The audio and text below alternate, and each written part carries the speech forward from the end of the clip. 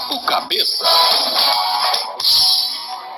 Bem, pessoal, vocês lembram que antigamente era muito comum vermos crianças, né, e até os adolescentes usarem um caderno de caligrafia para treinar a escrita e ter uma letra bem bonita? Vocês lembram? Eu mesma usei este caderno e passava horas desenhando minha letra. Mas hoje em dia, né, devido aí ao uso constante de computadores e celular, nossos pequenos aí estão perdendo cada vez mais a habilidade de escrever. E aí que fica um alerta aos pais, né? Pois a família deve estar atenta às letras dos filhos em idade escolar, pois ter a letra feia pode ser mais do que uma preguicinha de escrever, viu, gente? Pode ser disgrafia. Vocês sabem o que é disgrafia? Bom, vamos descobrir juntos com a psicopedagoga e psicomotricista do Instituto Neurosaber, a Luciana Brites. Ela já está na linha. Oi, Luciana, boa tarde, tudo bem? Olá, Edileia, boa tarde a você e a todos os seus ouvintes. Prazer estar aqui. Muito obrigada pela sua participação aqui, Luciana. Vamos então responder aos nossos ouvintes o que é disgrafia, minha Luciana? Sim, Edileia. A disgrafia, ela é caracterizada como um transtorno de aprendizagem que ela afeta a qualidade da letra, né? O que é um transtorno de aprendizagem? É uma disfunção cognitiva que acontece no cérebro da criança. Não é nenhum tipo de deficiência, mas as áreas de escrita, né? As áreas ativadas do cérebro em relação à escrita dessas crianças, adolescentes e adultos, elas são disfuncionais, elas não funcionam adequadamente. A disgrafia, ela acontece em 3% da população. Então, o que a gente vê na maioria dos casos não é um transtorno de aprendizagem de escrita. A gente vê uma falta de estimulação dos processos adequados das habilidades de escrita. Ah, então vamos explicar quais são as características dessa disgrafia, para a gente entender melhor? A disgrafia, por ser um transtorno neurobiológico, ela é genética, então provavelmente já teve alguém na família que teve disgrafia, né? Um pai, a mãe, um tio. A disgrafia, ela tem a criança, o adolescente, eu estou falando muito assim, criança, adolescente, adulto, porque às vezes a gente acha que só está em criança. E não, a gente tem aí em todas as épocas, né? Criança, adolescente e adulto, porque tem muitos adultos que ficam reclamando, minha letra, não sei o quê. E vai ver, ele tinha, mas antigamente a gente nem falava muito disso. Então, você tem dor para escrever, mas não é uma dorzinha, é uma dor. Ela não sabe como põe a força na hora da escrita. Mistura letra cursiva com letra de forma. Tem muita dificuldade. Então, por exemplo, se ela precisa escrever uma palavra e teria que ser rápido, aquilo demora muito. Ela tem que toda hora lembrar o traçado da letra. Enfim, realmente é algo que para as crianças, né, em período escolar, é muito sofrido quem tem esse transtorno de aprendizagem. Certo. Mas aí, como você falou, não chega a ser um transtorno, não é mesmo? Uma deficiência, quer dizer. Não é uma deficiência, porque às vezes as pessoas falam assim, nossa, mas é um problema na cabeça, então parece que é uma deficiência, então a criança tem algum problema nesse sentido. Não, é uma disfunção. As áreas da escrita, né, elas estão meio que desconectadas quando a gente vai falar em termos de sinapses, né, os neurônios, e tanto que é um transtorno que a gente nem consegue fazer uma ressonância magnética e ver, porque é muito microscópico, é uma disfunção mínima, mas que pode causar muitas dificuldades nas crianças. E quais são os impactos disso na vida dela? Se a gente parar para pensar que a criança vai para a escola, né?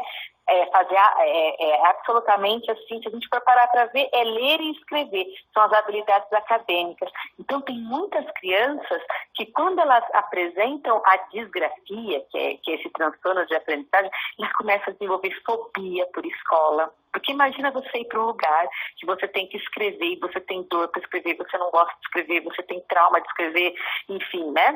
E você acaba tendo fobia, ansiedade, comportamentos agressivos, em alguns casos até transtorno de sono, porque a criança começa a pensar que ela vai ter que acordar e ir para a escola. Então, assim, realmente é uma situação muito complicada quando a gente não entende esse distúrbio, né, esse transtorno de aprendizagem na criança. Verdade, e aí ela causa, assim, como você falou, né? Ela não consegue se portar bem na escola e acaba dificultando a aprendizagem dela, não é mesmo? Totalmente, social, emocional. Imagina você que a criança em idade escolar, ela passa 200 dias letivos na escola. Imagina você tendo que ir 200 dias para a escola, sabendo que uma das habilidades cruciais para a escola, que é a escrita, ela nunca vai estar inconforme, vai estar sempre deficitária, e se o professor não for muito bem treinado, né, vai causar, às vezes, cada vez mais traumas nessa criança, tanto o professor quanto a família, né? É verdade. E a disgrafia pode vir acompanhada de outros transtornos de aprendizagem? Sim, muito bem lembrado, e até falar sobre isso.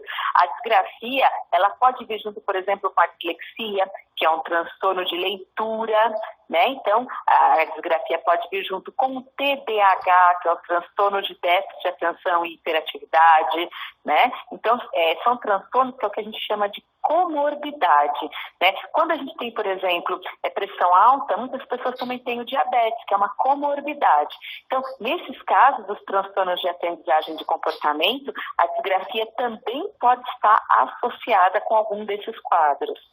Olha só, então uma coisa que era simples pode se tornar muito maior, não é mesmo? Com certeza, por isso que a gente precisa estar falando sobre isso, né? Atualmente a escola às vezes não dá muito valor para essa questão da escrita, fica assim, cada um escreve de qualquer jeito, né? Essa coisa do tablet.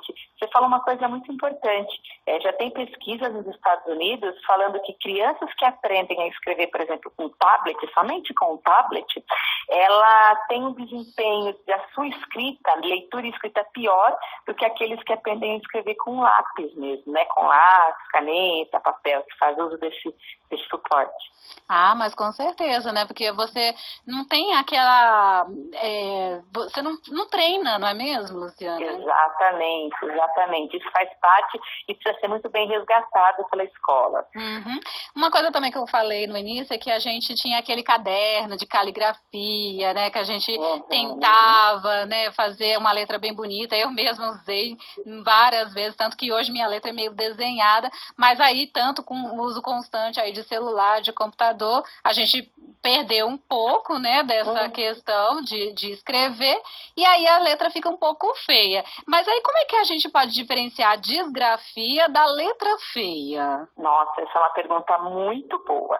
Por quê? Porque a disgrafia, ela como um transtorno de aprendizagem, a criança vai dando sinais dela desde muito pequena. Por exemplo, na hora de montar objetos, na hora de montar pecinhas, quando é criança, na hora de estar fazendo um desenho, porque a criança ela tem um padrão de desenvolvimento de desenho, que aquela criança ela faz sempre desenho muito fora do que é pedido, muito fora do padrão. É uma criança que, por exemplo, os aspectos psicomotores, correr, pular, né, essas coisas, ela às vezes cai, tem problemas de equilíbrio. É uma criança que pode ser mais molinha, que a gente chama de hipotônica, ou mais rígida, que é o que a gente chama de hipertônica, né? É uma criança que mesmo você estimulando e mudando o ambiente, dando atividades de pintura, né? Porque isso é muito importante, a gente tem que primeiro mudar o ambiente. Essa criança ainda apresenta dificuldades na hora de escrever e a escrita se torna sempre um suplício aí para ela. Então, a gente consegue diferenciar essas duas coisas, né? Quando a gente vê muitos aspectos biológicos e mesmo você mudando o ambiente, o padrão de letra, o padrão de desenvolvimento psicomotor, ele não melhora. Então, isso é uma dica bem importante. Além de todas aquelas que eu falei, né? A questão da família, se você tem genética envolvida, se você tem outro tipo de transtorno associado, tudo isso tem que ser levado em consideração. E é muito importante a gente pensar que só 3% das crianças, né, em idade escolar tem disgrafia. Então, que a maioria que a gente vê aí na escola não é disgrafia, né? São crianças que foram mal estimuladas na educação infantil, no desenvolvimento, e por isso que acabam tendo uma letra inadequada. Uhum. E como desenvolver, então, a habilidade do aluno que tem a disgrafia, Luciana? Tá. Então, a primeira coisa, a gente tem que entender o porquê que tem esse problema de escrita. É uma comorbidade, por exemplo, com o TDAH? A gente sabe que o TDAH, ele precisa também, aí, junto o tratamento médico e também o remédio. Então, essa criança, muitas vezes está fazendo uso de alguma medicação, né? O que mais que a gente pode estar fazendo? A reabilitação psicomotora, desenvolver a força, o equilíbrio, atividades visuais para essa criança, porque é o olho que vai guiar a mão. Então, às vezes a gente fala assim, só no caderno de caligrafia, de treino de mão, mas é o olho que vai guiar a mão, né? Então, isso é uma coisa muito importante que a gente tem que estar muito atento, né? Então, atividades como jogar bola na parede, que às vezes a gente não dá nada, né? Falar, mas que bobeira. Aquelas coisas que criança faz dentro do desenvolvimento, a gente vai estimular cada vez mais comer sozinha, sabe aquela coisa da criança desde pequenininha? Então, esse tipo de estimulação. E quando a criança está maior, fazer uso cada vez mais da mão e do olho junto, trabalhando com pintura, com massinha, com recortes, com coisas que eles têm que estar desenvolvendo essas habilidades motoras finas. Ah, tá certo. Inclusive, a gente tinha uma pergunta aqui, que atividades, brincadeiras ou jogos, né, são recomendados para ajudar no desenvolvimento dos alunos. É isso, né? Isso. Fazer com que eles realmente tenham alguma atividade aí voltada, lúdica, né, para eles conseguirem, é isso. Isso, e sempre assim com muito prazer, porque como a escrita é uma coisa que exige muita atenção, concentração, e quando eles têm dificuldade, eles ficam muito estressados. Então, por exemplo, quando trabalha com a massinha, quando trabalha amassando papel, né, você botando contas, né, aquelas continhas de ou até macarrão furado em barbante, porque aí você vai estar trabalhando toda essa coordenação, toda essa coisa, picar papel e colar, fazer atividades com sucata, essas atividades que trabalham à mão, mas é muito importante também trabalhar o corpo todo, então correr, pular, melhorar a postura, né, e uma dica, olha, muito importante, leve sempre seu filho para o oftalmologista quando tem uma queixa muito importante de letra, né? O que às vezes a gente vê, que às vezes a gente come bola por conta disso, né? Fala, qual o problema? E você vai levar no oftalmo, às vezes está com um grau elevado aí de algum problema visual, uma miopia, alguma coisa assim. Então essa é uma dica muito importante. Verdade. E é necessário o uso de medicação, Luciana? Então, no caso da disgrafia, que vem acompanhada, por exemplo, com um transtorno positivo desafiador ou um TDAH, aí às vezes precisa. Mas na maioria dos casos não. Quando ela vem desacompanhada, quando ela vem sozinha, a gente só trabalha mesmo essas habilidades psicomotoras, vai na escola, orienta a escola, que na verdade no caso desse aluno, a gente vai primar por qualidade, não por quantidade de atividades. Então, ele tem que escrever 10 palavras. Eu prefiro que ele escreva 2 bem feitas do que 10 mal feitas, porque dele vai sair com sentimento de incompetência. Então, a orientação da escola é muito importante. A família e a escola, os profissionais estarem sempre unidos dentro dessa questão, né, junto com a criança.